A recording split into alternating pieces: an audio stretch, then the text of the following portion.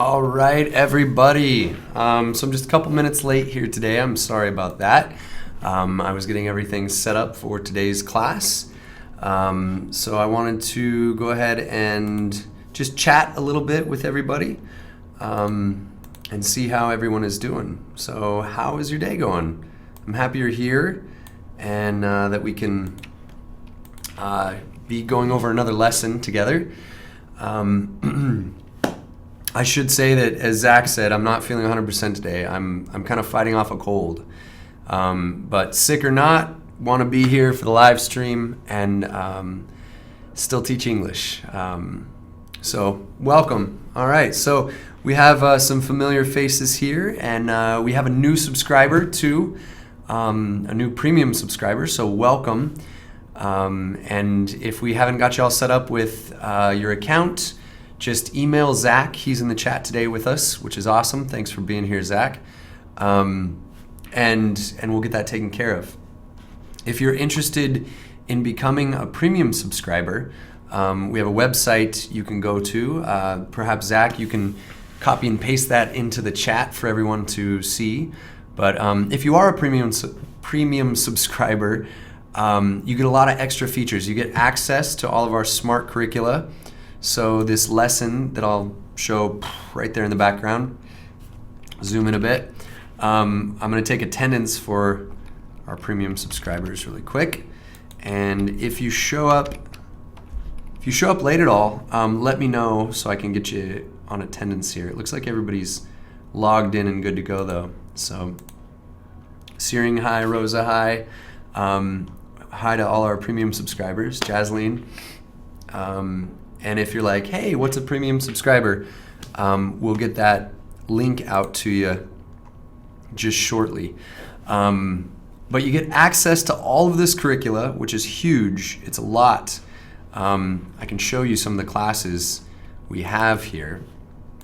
It's really awesome. We have English for all different levels, from beginner all the way up to our English for academic purpose class right here, which I'm so happy to teach all of you. Thank you, Rosa. I hope I feel better soon too. We also have just tons of exercises. We have learning tools that you'll have access to. We sort of scour the web and search for all these cool features that we can share with you. We have all of our grammar videos, which are only on Smrt. And we have dictionaries that are good resources, world news, educational videos. And this is my favorite section, learning tools. We have irregular verb list and modal verbs, and then quick links to Simple English Wikipedia, Guide to Canada and the United States, and some game sites that have our vocabulary words in them. Just lots of good stuff. Some things you might use already, like Duolingo and Quizlet. But the coolest thing is really the curricula that you get access to. This is our class here, English 140, which is English for academic purposes. So this is great for anyone who wants to study English and go into business, or academics, if you want to go to university and get an undergrad degree or even a master's degree or doctorate. These are words that are used in academia. They're TOEFL words if you want to practice for the TOEFL test or IELTS test. Many of these words you'll see on those tests. So this is a great class. Let's see. Okay. All right. It looks like we have a great comment from, and I'm sorry, I really need to figure out the pronunciation. Become a premium subscriber so we can hang out and talk one-on-one. Chow, is that right? I'm going to get that someday. You showed this YouTube channel to your friend and he said, why the hell only few live subscribers or spectators? Best channel I've ever seen. It would have lots of spectators instead. Oh my gosh. Yeah, I know, this is a great channel. And thank you for one. I don't make this channel great. I mean, the lessons and everything make this channel great, but I try to add my own little flair to it. And you guys make this channel great. You guys are the live chatters. You're here every week and you contribute to the class. It's awesome. And I see the same same faces each week. All right. So yeah, I mean, Selma, Rosa, you guys are here. Ciao. And Irina from Ukraine. Is this your first time in, Irina, or have you had this class before? Ko, I think. All right, we'll get it. I promise. Ko. All right, Ko. Right? Yeah. Just become a premium subscriber. That way we can have hangouts. Rosa, you and I got to have a hangout after class last time. That was fun, right? And you're staying up super late. It's almost midnight where you are. So thanks for doing that. That's awesome. And we learn a lot of fun stuff in this class that's not only useful for academics, but if you have to do a presentation at work, or if you're in a job interview, anything, this is good information all the way around. So we've talked about note-taking strategy. I take notes all the time in my personal life and professional life. Notes are good for the classroom, for lectures. They're good for the boardroom in business. Vivek, hi, how's it going? Good to have you here. Maher, good to see you again. Welcome back. Ko, don't worry, you don't embarrass me. I embarrass myself. That's my job. Don't worry about it. I just, sometimes I'm terrible with pronouncing names off of just screen names. I need the phonetics. All right, so let's go ahead and get right into the lesson today. Like I said, I'm feeling a little sick, so if I miss a question that you ask in the chat, please repeat it. Keep asking me until I answer. And feel free to interact with each other. If you have questions, you can jump in and comment. Comments are great. So we've talked about note-taking. We've talked about reading and listening using some of the academic vocabulary that we've learned. And our topics, Nabat, hey, how's it going? Good to have you. We've gone over these in context, using them under the topics of cloning and stem cells, contrasting the differences between Chinese and Western medicine, and we're going to continue with some of those themes. So for this week, I'm going to go into some more related topics, but sort of a different branch. We're going to go to Unit 3, and we're going to look into nerve cells. So we started talking about biology and stem cells and cloning. Now we're going to go and delve a little bit deeper into a specific type of cell, the nerve cell. So remember last week we mentioned that stem cells can become any other type of cell. It's like the original cell, and it can become skin cell, blood cell, nerve cell. But we're going to specifically look at nerve cells. So this is reading 3-3A. If you're a premium subscriber, you have access to this, and you can do 2 windows on your screen and have this up, and then me and the lesson up also, if you want, in case you want to scroll to a different part. We have our academic word list that we're going to go over. We're going to move quicker through this academic word list than we did last week because it wound up eating up a lot of our time. And there is a reading that I want to go over here. And there's a listening attached that we're going to study on Thursday. So our academic word list, I'm going to go very quickly, but I'd like you to stop me if you want more explanation on the words, okay? So the first word we have is aid. Aid. Now this can be a noun or a verb, and it essentially means help. We have first aid training that maybe you have experience with. We also call it CPR classes. Cardiopulmonary resuscitation, I believe is the acronym there. And it's what you see in the movies, right? When they lay someone down flat and they pump on their chest and then they blow into their mouth, right? Breathe. And they're trying to save their life. So that's first aid. But aid just means help. And it can be a noun or a verb. Chemical. What part of speech is chemical? So I'd like to see some synonyms in the chat there or definitions and include the part of speech. So how would you define chemical? Can you give me some synonyms or list the part of speech? Chemical is a combination of elements that creates basically all substances. Chemical compounds are bonds between elements. So examples of chemicals, NaCl, which is sodium chloride or salt. I think I have that right. NaCl is salt. Again, feeling kind of sick, foggy brain. So if I get that wrong, correct me, okay? And then oxygen is a chemical. Chemical elements, right? But in this context of nerve cells, the chemicals we're going to talk about are like oxytocin, dopamine, chemicals that your brain naturally releases. Also, these chemicals can be artificially put into the system or triggered by secondary substances. For example, caffeine changes our brain chemistry. Hormones, Selma says, yes, of course, that's a brain chemical, right? Released by our endocrine system. Moving forward with vocab, but again, if you have questions or good definitions, please include those in the chat. Consequences.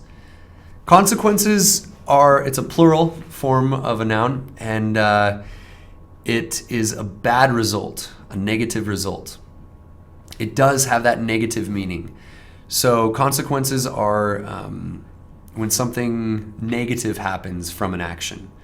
For example, if you commit a crime, you might get a ticket or be put in jail. That'd be a consequence.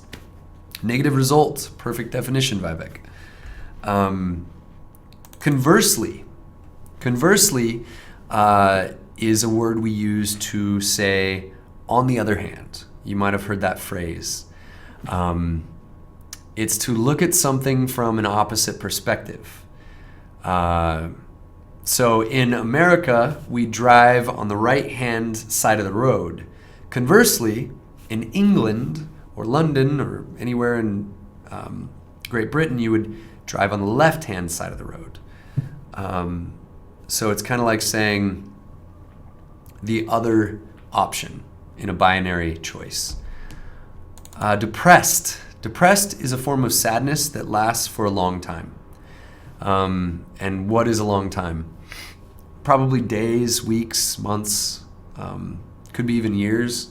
Hopefully by the year mark, someone who feels depression or feels depressed seeks help and gets out of that depression. But to be depressed is to feel sad for a long time.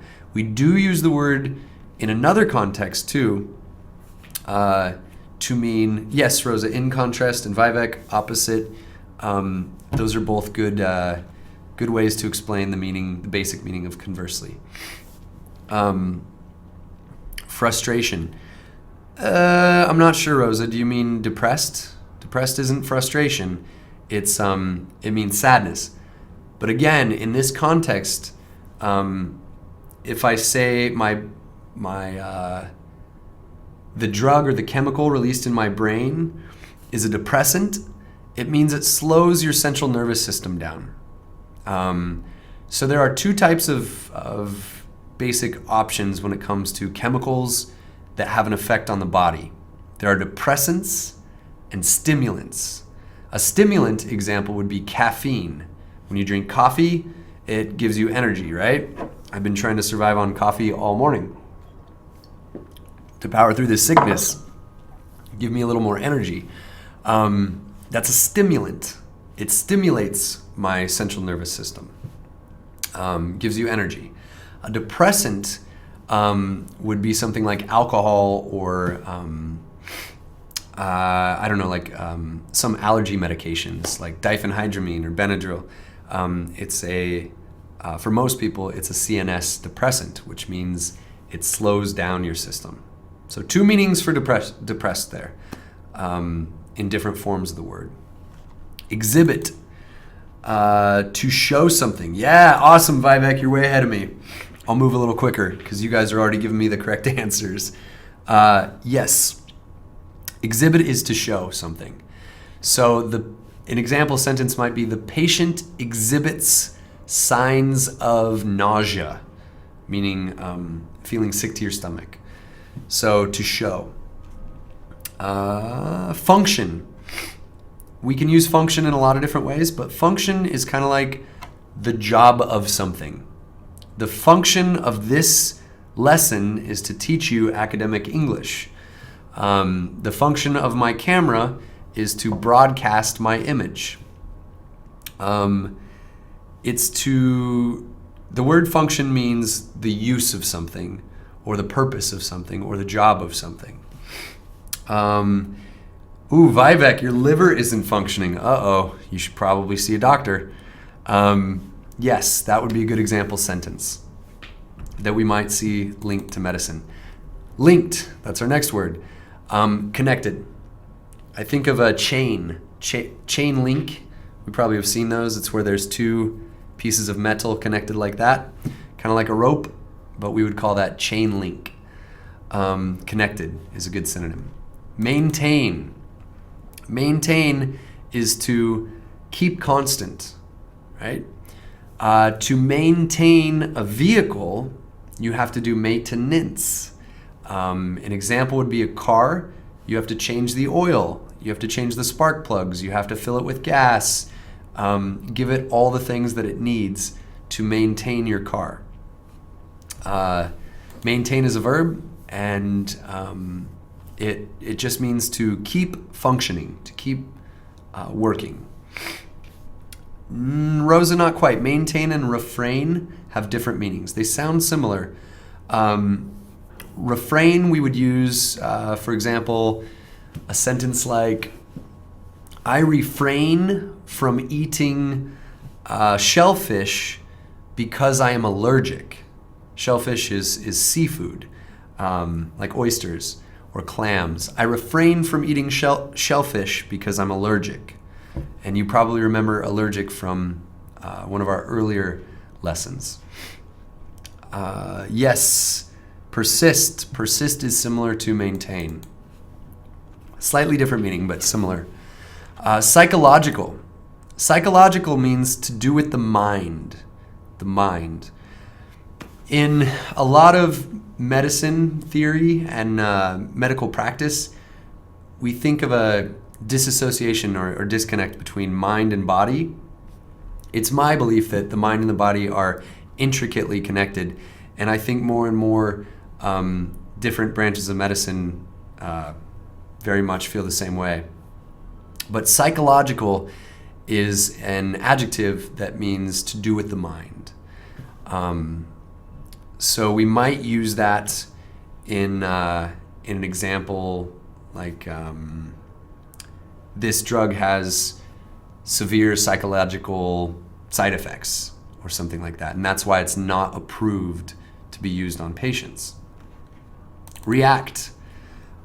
React is someone's action because of another action.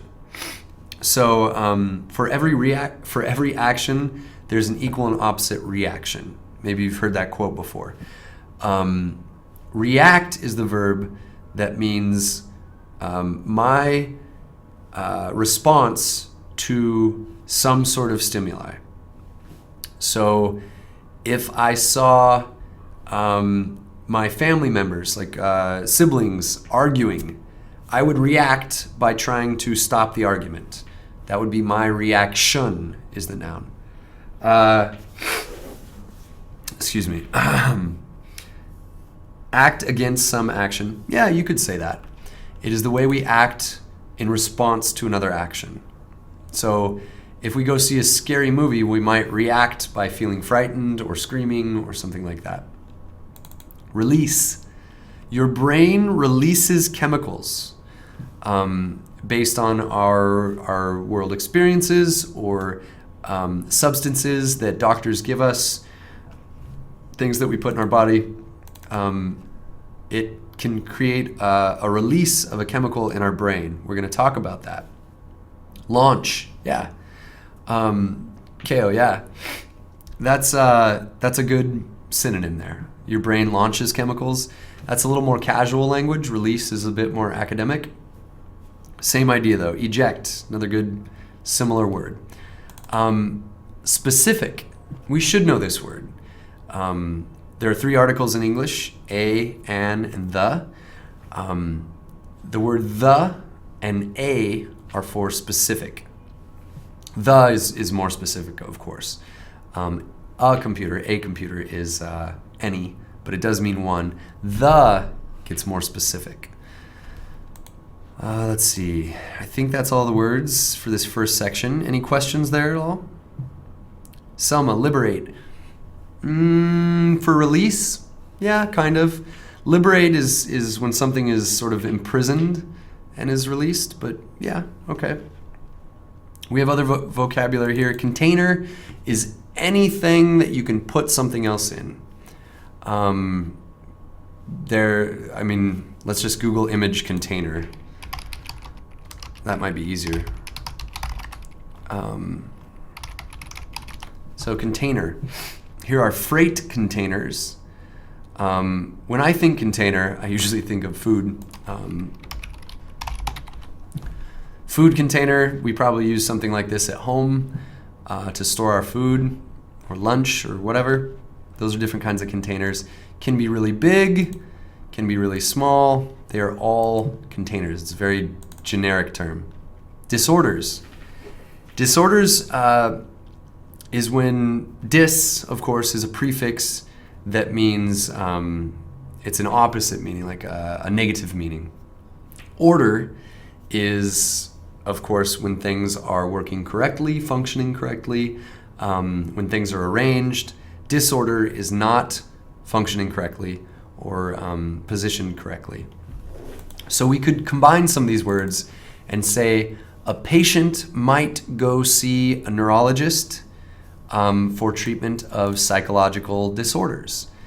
A neurologist, of course, is a doctor that studies the brain.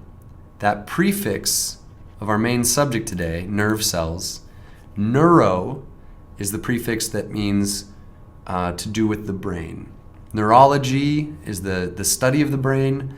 Neurologist is a scientist or doctor that studies the brain. So you'll see that. Eccentric. Eccentric. Eccentric is sort of a hard word to explain, actually. It's when somebody does something that, one example is if a person does something that's sort of out of the ordinary, a little strange to most people, but like a quirky person. For example, if a person buys tons of copies of the same book, that's an eccentric person. They sort of have strange habits. Bizarre, unusual, Selma, yeah. Those would be other adjectives to describe someone who is eccentric. Eccentric is an adjective that I've only heard used to describe people, so keep that in mind. You might find other examples, and if you do, please share them. I'd like to see examples of use of the word eccentric outside of describing people, but I can't think of any offhand. Impulsivity.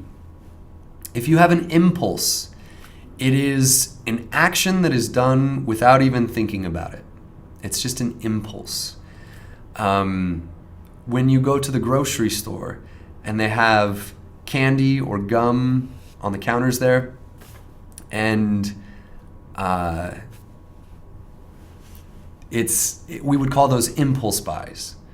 Those are purchases that we did not plan on making, and we decide very quickly without really thinking about it. You don't take time to think. You just do it right away.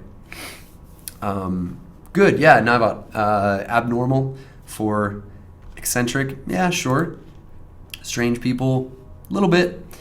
And it's usually nothing bad. An eccentric person doesn't It's not a bad habit, it's just unusual. Vivek, no forethought for impulsivity. No forethought. So a decision you make right now. You didn't have time to think about it. You just do it. And that's how some people act. Some people will decide to go on a long trip right now. I decide right now, I'm in Spokane, Washington. If I decide, oh, you know what? I think I'm going to drive to Seattle today. It's about a 4-hour drive. I can just drive there right now. That would be impulsivity. Impulsivity is the noun. Impulsive is the adjective. Irritability. This is someone who gets angry pretty quickly. Best example I can think of is if you don't eat food for a while, you might become irritable. So someone does something that when your normal self would not make you upset or snap at them, but because you're so hungry, you might say, "What? What do you want?" Like really, really quickly. And sort of rudely.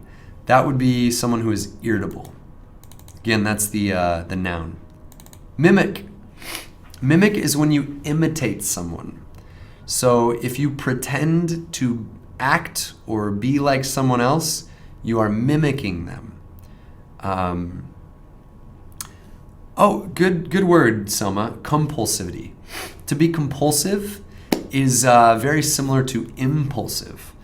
In fact, I would have to think about the difference between those two words. But yes, very similar. Nerve. Okay, so nerve is a part of your body that allows for sensation, tactile, sensory. If someone were to touch me, or if I am to touch me like this, I can feel it. If you touch your arm, you can feel it, right? Nerves allow you to feel that. It's probably the easiest way to explain it. Paranoid. Paranoid is an adjective, and it is when someone is overly worried, unnecessarily, too much worry. Sometimes psychological conditions can make people feel paranoid. Also, different substances or chemicals introduced to the body can make people feel paranoid. It's not thrilled, Selma. Thrilled would mean like excited. If you go on a roller coaster in a theme park, that's a thrill ride. It's like an intense excitement. Paranoid means you're worried so much. If someone is a paranoid person, maybe when they are driving, they think every car behind them is a cop that is going to pull them over for speeding. They think all the cars behind them are police officers that want to catch them speeding or give them a speeding ticket. That's unnecessarily worrisome, right? So that'd be paranoid. No, paralyzed and paranoid are not the same. To be paranoid is to be worried. Paralyzed means you cannot move your body. So people who are in wheelchairs are paralyzed. Sometimes just from the waist down. Sometimes they cannot move their arms either. That would be a quadriplegic.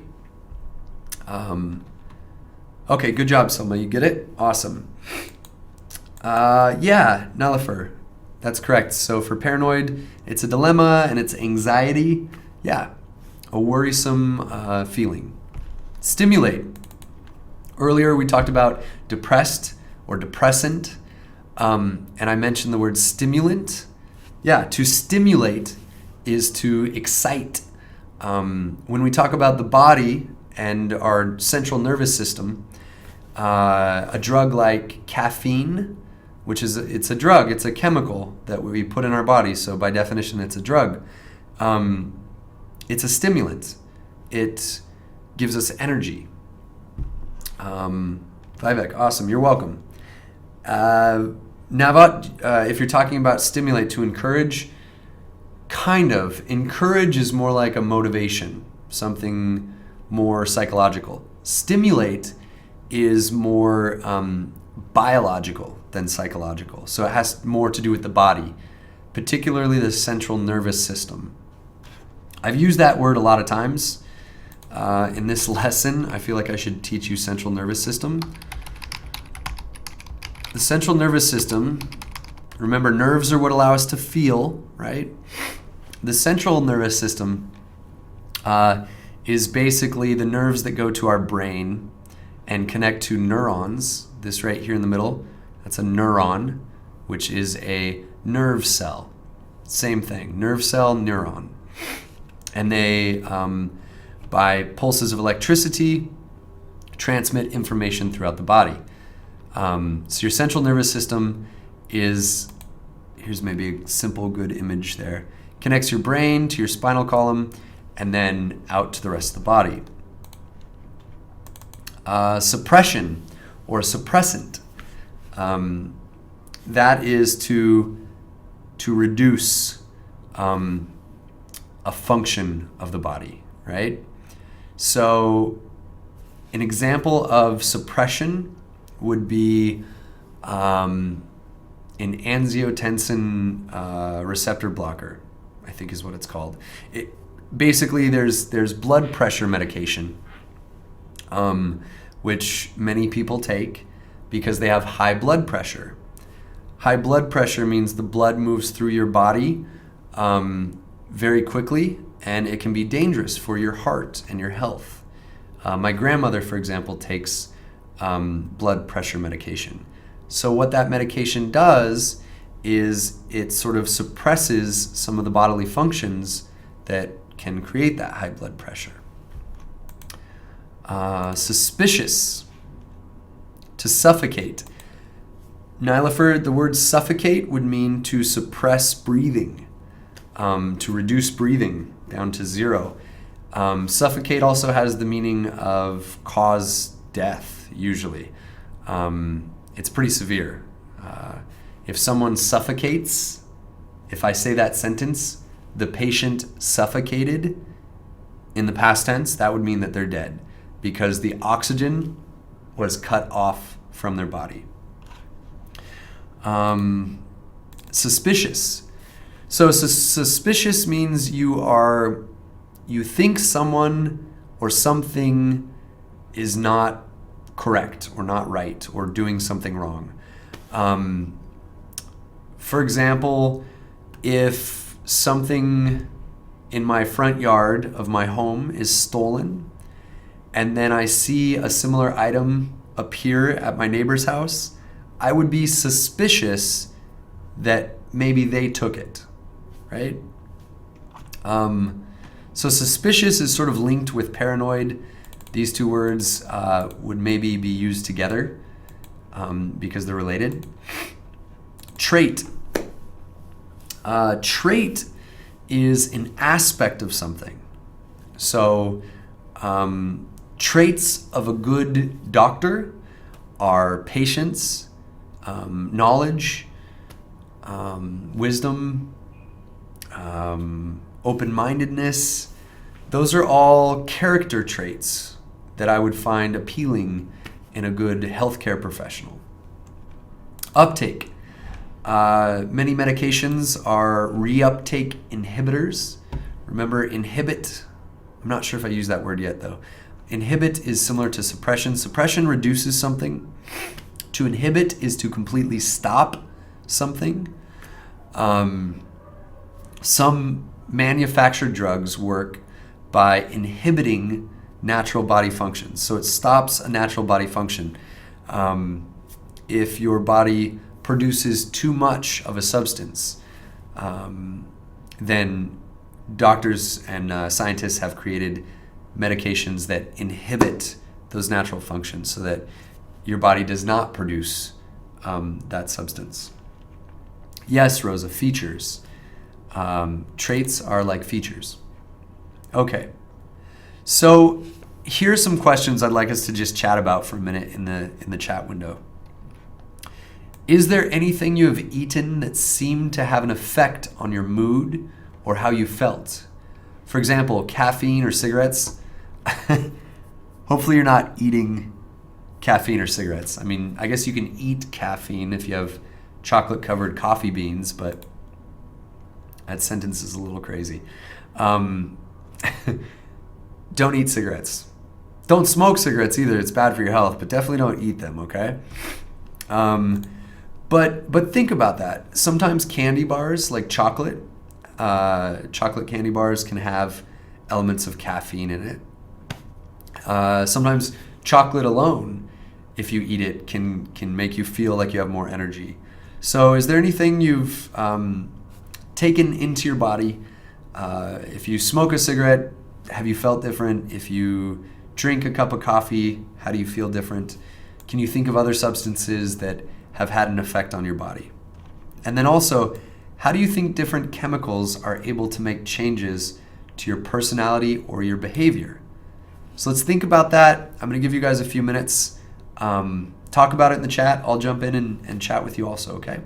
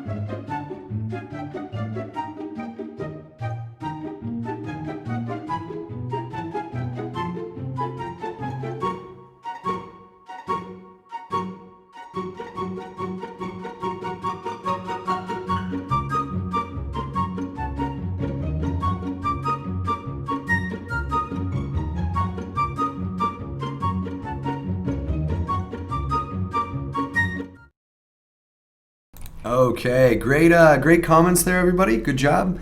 I'd love to see active chat. That's awesome. Thank you so much. So lots of great comments there. Coffee has a lot of caffeine, yes. I go back and forth if I drink too much coffee. It's also very acidic. Caffeine is an alkali chemical, so it can, it's a diuretic. It dehydrates you. You should drink water if you drink coffee.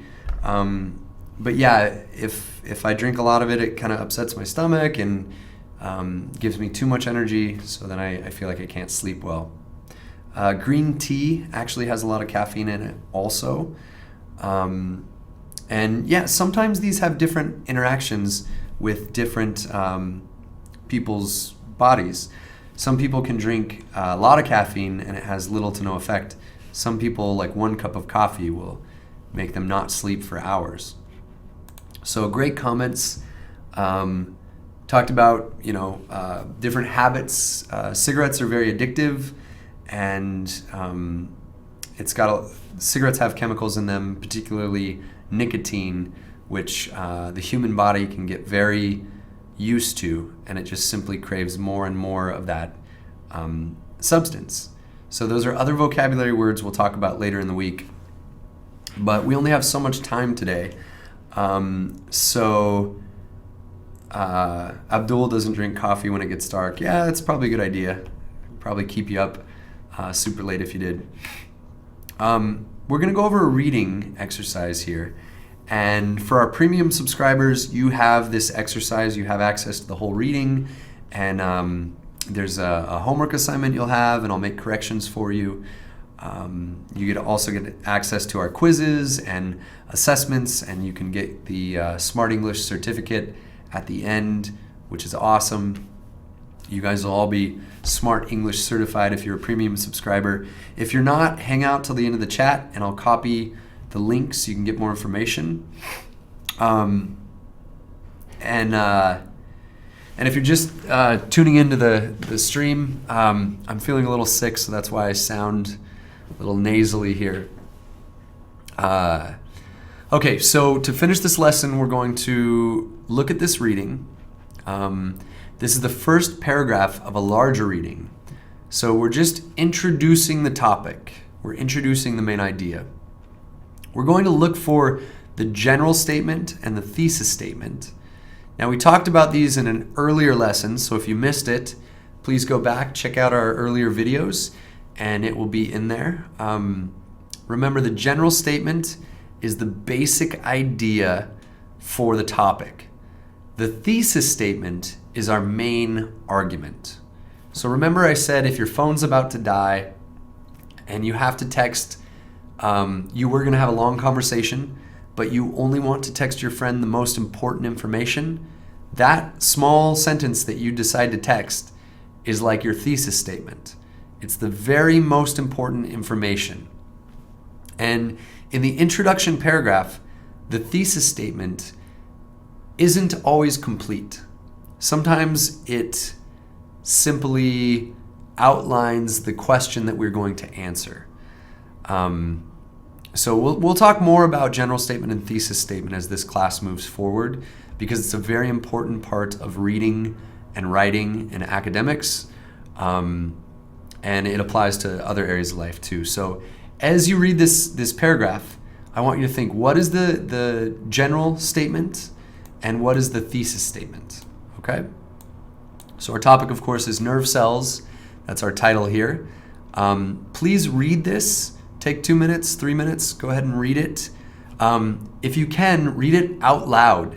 Even if you're by yourself or your families and friends are around, read it out loud. It's good to hear your own voice as you read. Check for pronunciation. And sometimes we can catch little things about our English when we hear ourselves speak. So please read it out loud. I'm going to give you a couple minutes on your own, and then I'm going to come back and I'm going to read it to you, okay? So take just a couple minutes there and please read this.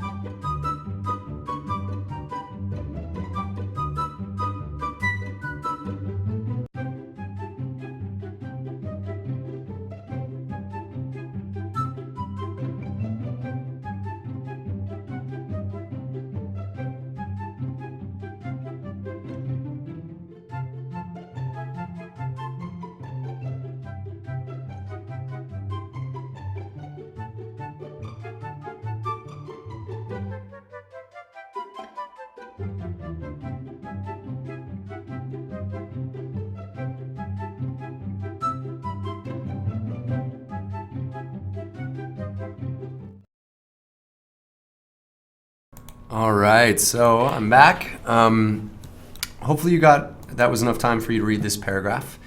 And hopefully you tried to read it out loud so you can hear your own voice, but I'm going to read this to you as well so you can hear a native speaker pronounce the words.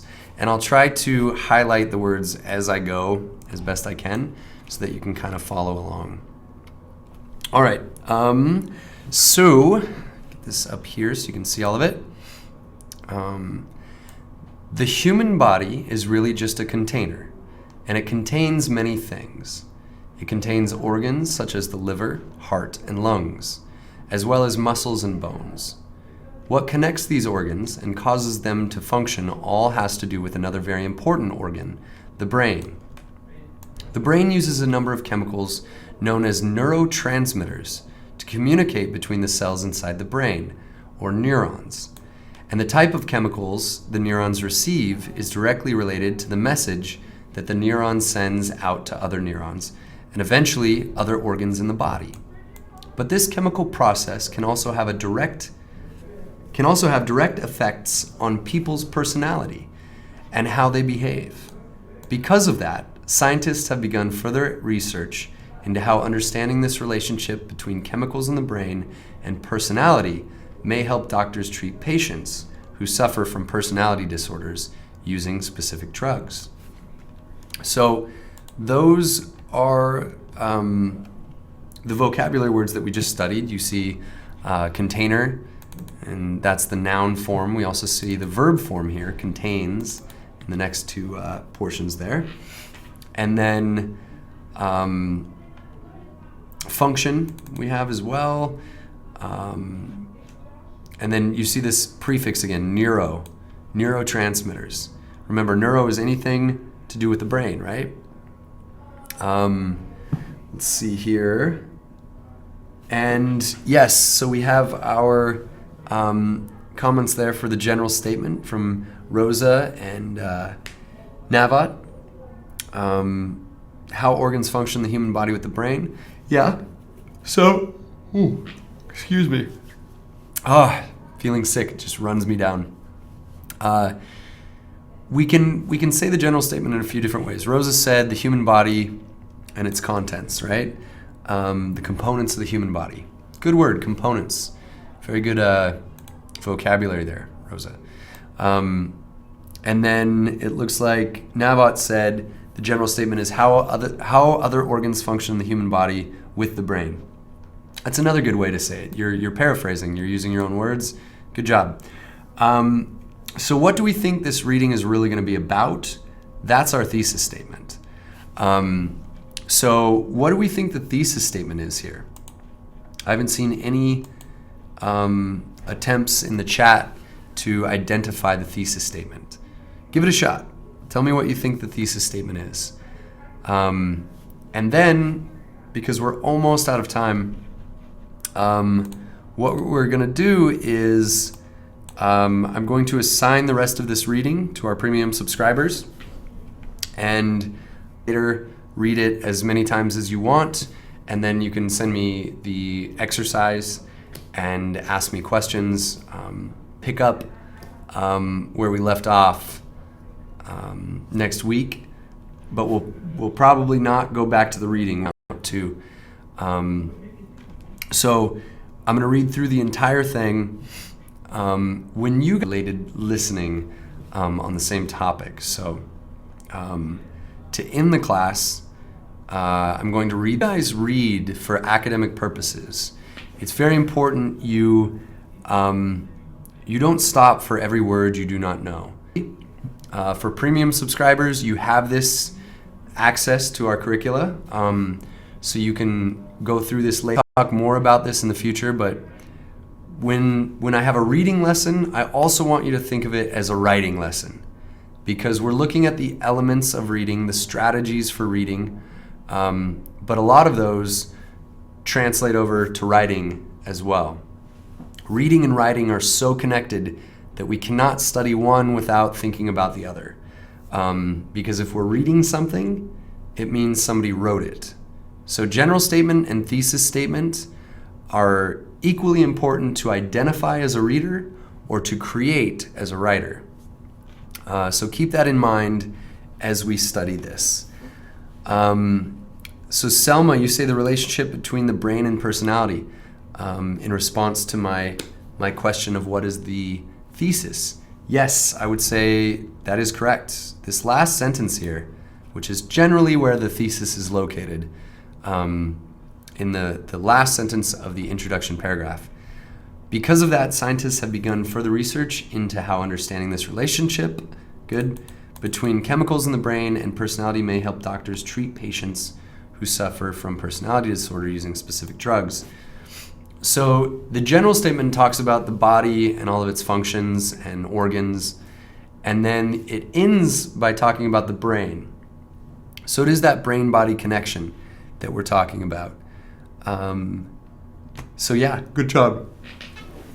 Okay. As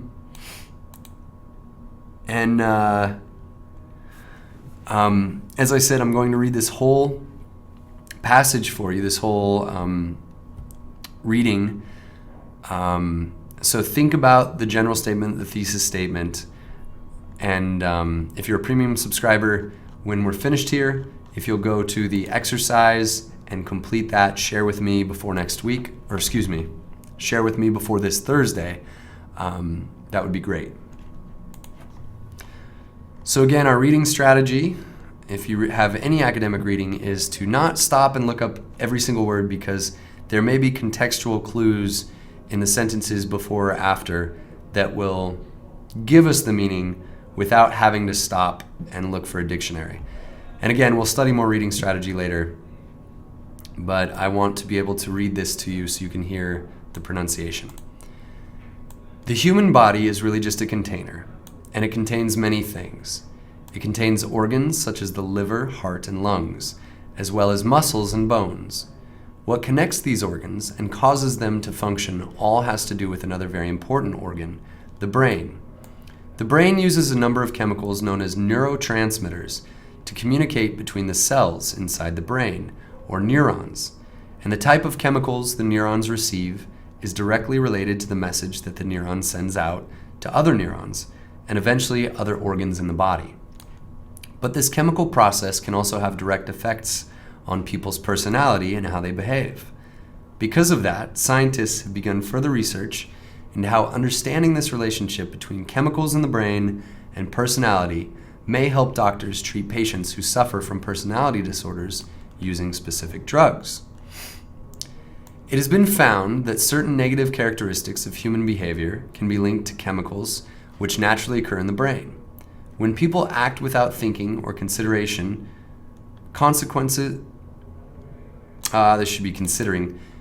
without thinking or considering consequences and how it affects those around them, this is called impulsivity.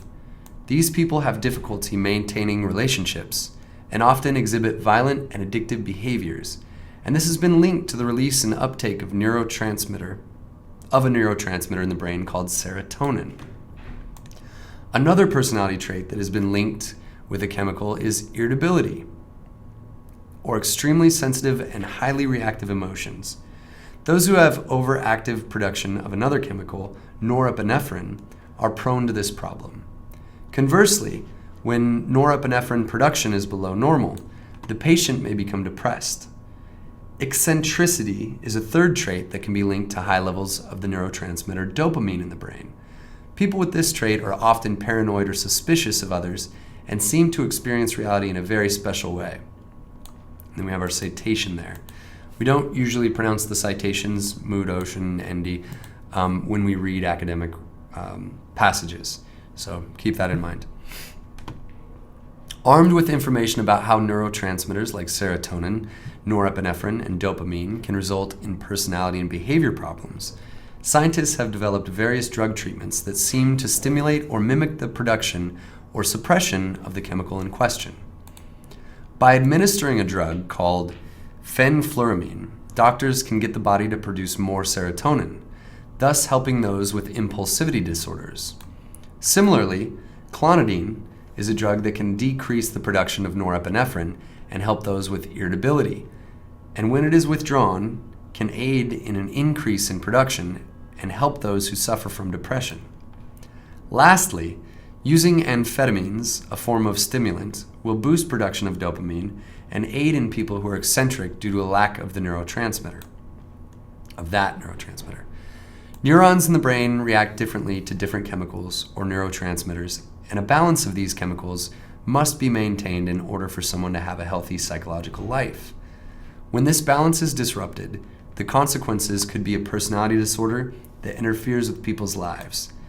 By supplying these people with specific drugs that help increase or suppress the body's natural production of key neurotransmitters, doctors can allow people to live healthier and happier lives. Okay. That's probably not the best reading I've ever done. I still feel very sick and congested. Congested is an adjective that means my nasal cavities are filled up. So it's like when you plug your nose, you talk like this. So my apologies. But even feeling sick as I do right now, because the weather's changing here in Spokane, Washington in the USA. It's rainy and cold and generally kind of dreary outside. A lot of people are getting sick. We call it flu season. Since our topic is so largely based in medicine, Chinese and Western medicine, it's kind of on topic for me to describe my my illness right now. So again, sorry I did my best there with the reading, and I love this class so much and all your amazing comments and practicing English that I really didn't want to miss it, even though I feel sick. So thank you guys so much for being here today. We gotta go ahead and end class right now, but we will be back Thursday, same time, 2:30 p.m. Pacific Standard. And Rosa, thank you for your sympathy there, and KO for me being sick. And thanks everyone who showed up to both classes, or show up to all the classes, really, Tuesdays and Thursdays. I look forward to learning English with you guys every week. It's so much fun. So thanks for being here. As I said, premium subscribers, get me your homework, the exercise here before Thursday, and I'll try to get your video corrections back to you. We're actually not going to do Hangouts after this class, but we will organize them for another time. So to our premium subscribers, I'm sorry because I'm feeling sick and everything. I'm going to try to go home and rest up so that I'm healthy for Thursday's class. But we'll schedule a time soon, okay? Send me an email with any questions you have.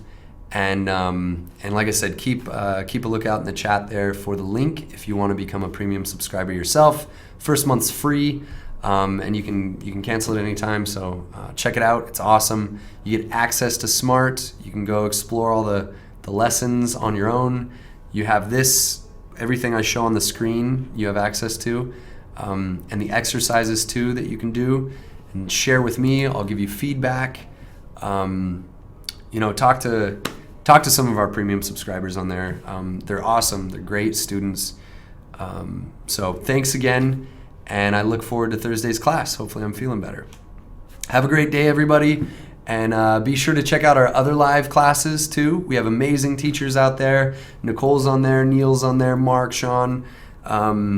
We all have wonderful classes and old videos that you can check out. Just explore our YouTube channel.